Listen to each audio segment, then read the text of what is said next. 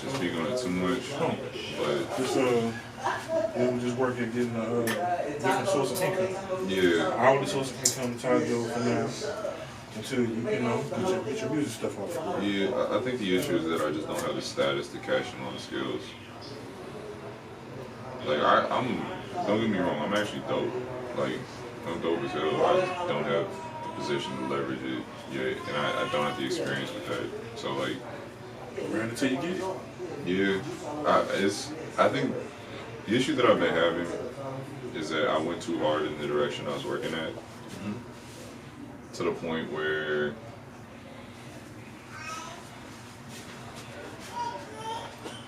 like I've found myself saying this a few times to explain it, but it's like if you're a musician, you come up with an idea, and initially it's probably not going to be the most precise, but it's cool. You get the general spirit of what you're trying to do, and then you refine it, right?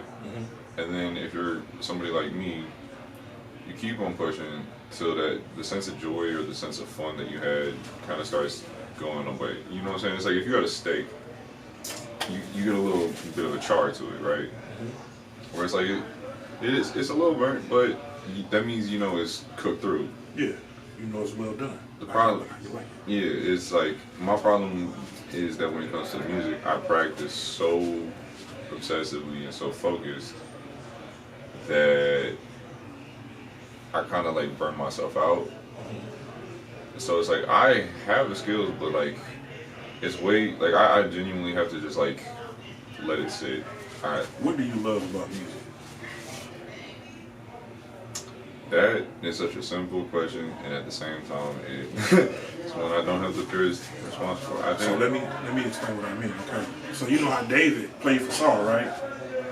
Yeah. You know the parable about David and Saul, right? I need to. So Saul was a king, right?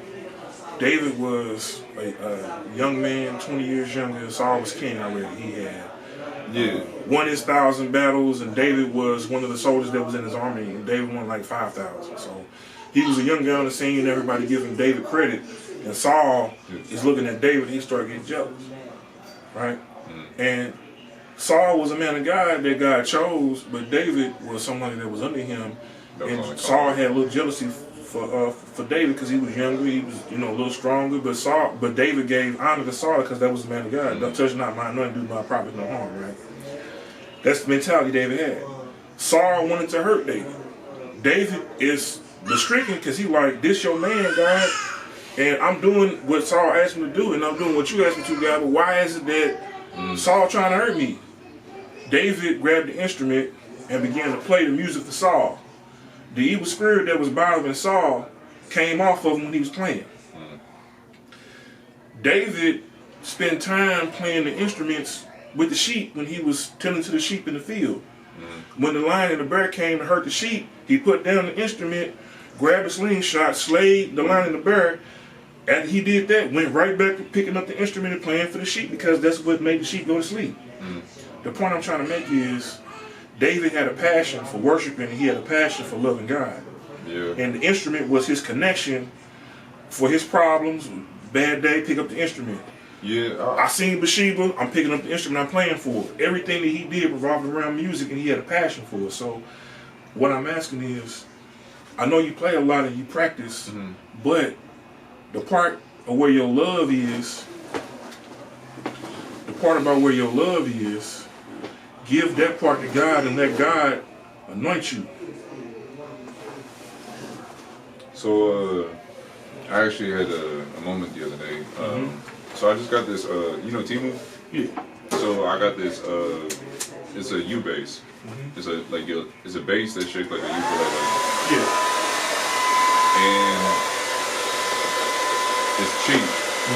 It's like $80, right? But me having my experience like a decade into it, I can make it sound good. I know how to play it. I know how to get around the fact that it's cheap.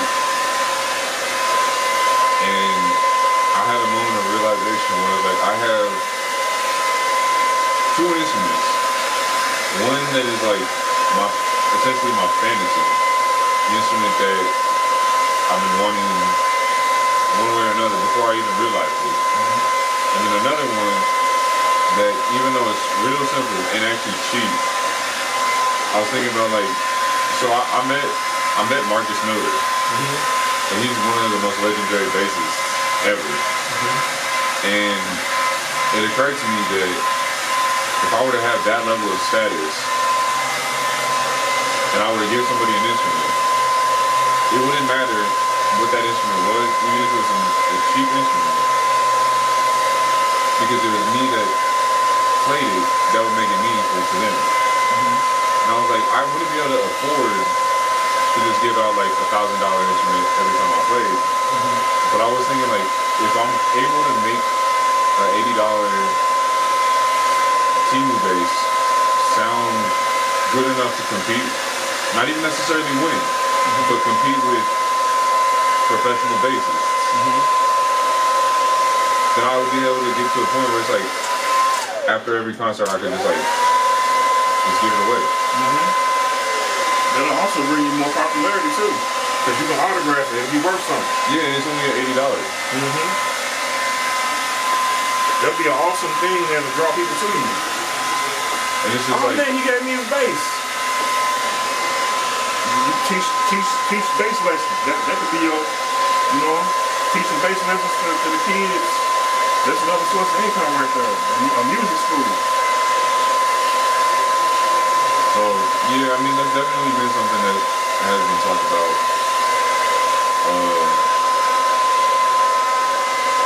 Kind of figuring, I just need to get to a point where my head is clear enough in terms of like feeling like myself again.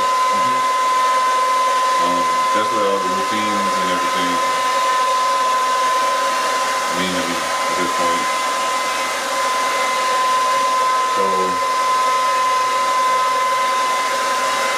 there's a lot to look forward to.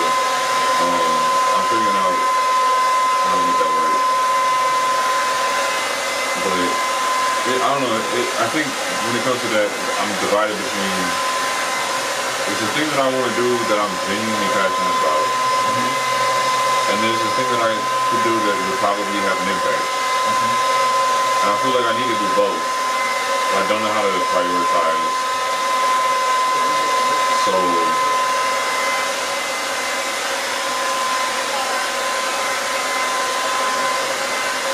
I'm gonna have to just like actually feel that out.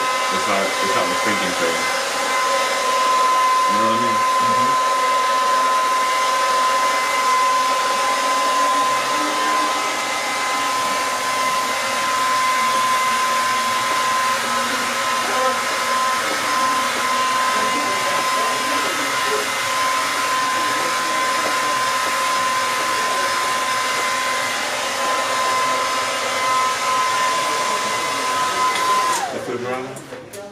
But yeah. Here's a comb. I want you to fingers comb your hair. Go ahead and comb it. Let me know if it's good enough length for you. Sit in the mirror there. Length, like a cut. Yeah, actually, yeah. No, this looks real polished, really good. Yes, sir. Yeah. It's funny because it's like it's definitely what I normally get would be something that would be low maintenance, but this is solid. Yes, sir. Cool. Shout out to social media. What's up? I'm T. John. You know what I'm saying? Be nice with the Clippers. Social media. Oh yeah. My Instagram is force_x_finesse. And what do you do? Live instrument? Yeah, I play mostly bass, but I also play drums.